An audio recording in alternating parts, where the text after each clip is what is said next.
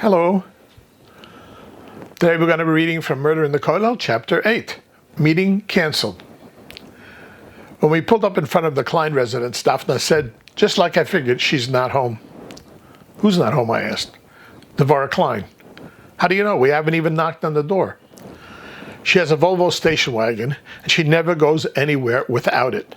She'll even take it just to go around the block.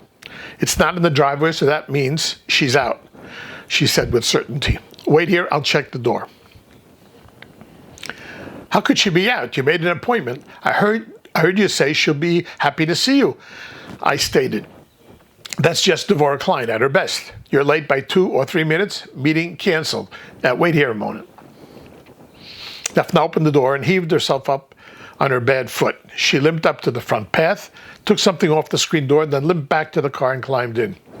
In her hand was a note. It says, Daphnala. She put the letter aside and said, many people call me Daphnala. That's a nice name. I'll remember that, I said jokingly. She looked at me menacingly. I hate it. You call me Daphnala, you get zipped from the discs. Is that understood? It sure is, Daphne. I stretched out the L sound and then added, Lachler. Very funny.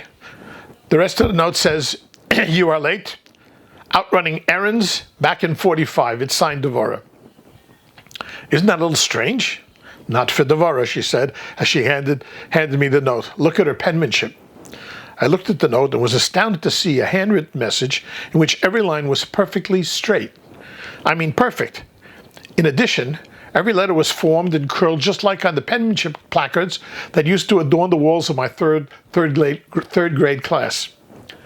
I have never seen anything like this. It is way up on the weird list. In case you haven't figured it out yet, Devorah is a perfectionist. Like an OCD, I asked? Just like an OCD, Daphne said with a head nod. But we all love her so much. She is the backbone of the community. She supports everything that is Jewish in the greater Lansing area to an unbelievable degree. She's there night and day for anyone that is in need.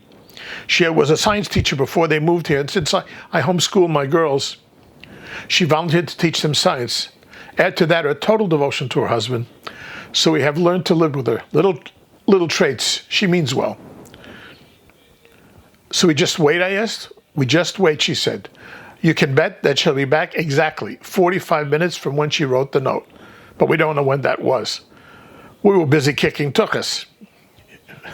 We were not kicking tuchus. You were kicking tuchus. I was an innocent bystander.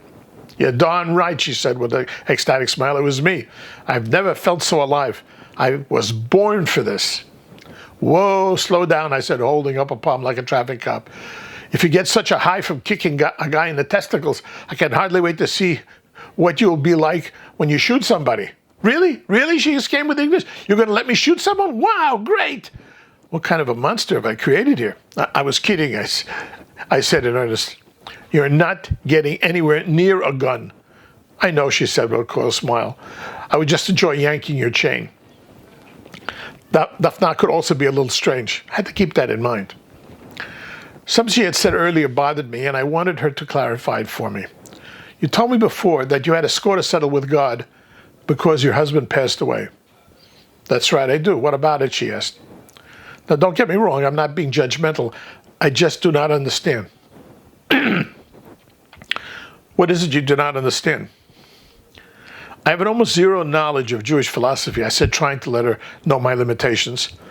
But from what I have been told up to now, frum people are expected to simply accept the decisions made by God. You're not supposed to complain about how the Almighty took your husband for his time and left you to take care of the family on your own. So why is it that you have a score to settle with God? You think the score I have to settle with God is based on my suffering? Because I got a raw deal, I have bitterness towards God? Is that what you think? Yeah, sure. Isn't it obvious, I stated? No, it's not obvious, because that is not the score I have to settle. I'm lost here, I said in a quandary. Daphne did not say anything at first. She seemed to make a mental decision and began to speak slowly. David's being taken from us so early is part of a almighty heavenly plan and I have never known what he was thinking. That's God's way, and I accept it. The fact that I have to work harder for my business, for my girls, I accept that too. What I cannot accept is why my David, my tzaddik of a husband, had to suffer so much for over a year. 3 surgeries, chemotherapy, radiation therapy. He never complained. Not once. He would not take his pain medicines because it clouded his mind, and he could not learn the Torah that he loved so much. He could barely walk, but he insisted I take him to the Kollel twice a day so that he would not have a problem in making a minyan. No one saw how much he sacrificed. My question to God is, why David? I said he was a tzaddik, a holy person. He had only pure, wonderful thoughts. All the years I was with him, he strove to rid himself of the harmful internal and external influences that make people do bad things. He was above that. But he was still a real mensch, a down-to-earth, real person. He loved me and the girls with all his heart. Why did he have to endure such pain?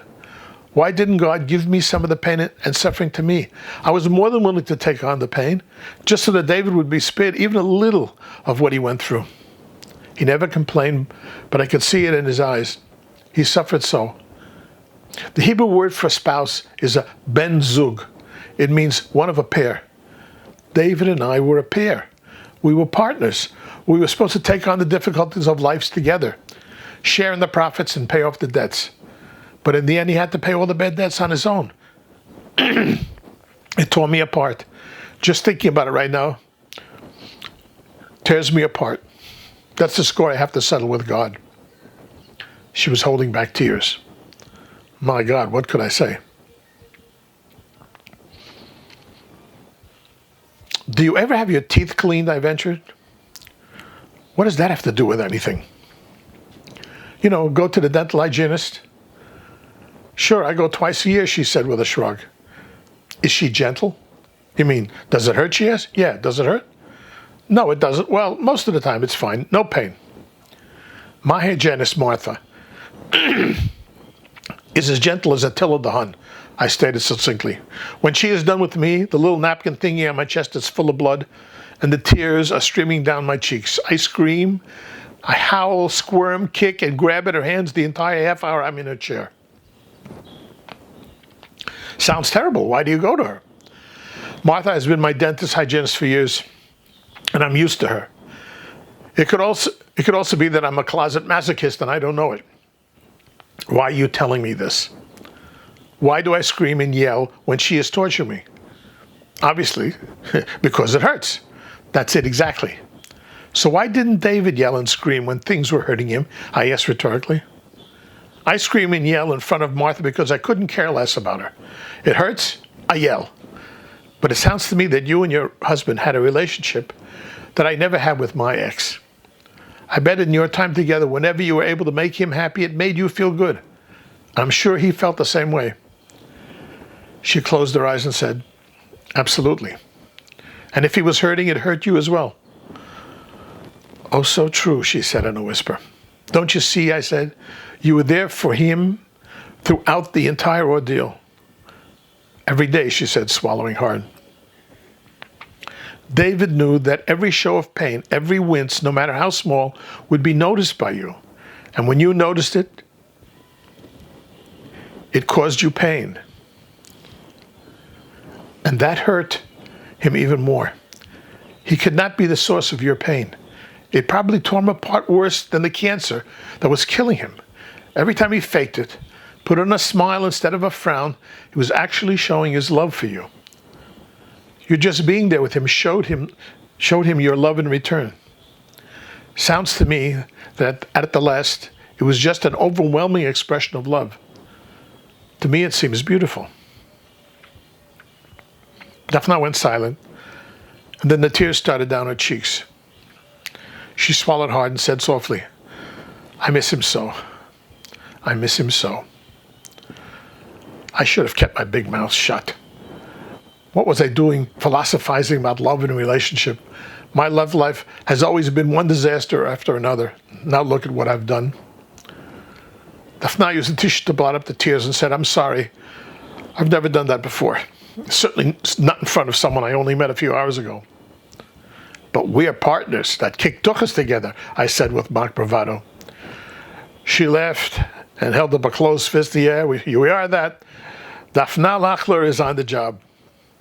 Suddenly, there was a loud tapping of metal on glass, and I saw a woman leaning over, wrapping the ring on her finger against the windshield. The 45 minutes were up, and Rebbetzin Klein had come home. She signaled for us to join her. Daphna sniffed up her tears and signaled with her thumb for us to head to the house. Time to kick some more tuchas. End of chapter 8. Tomorrow, chapter 9.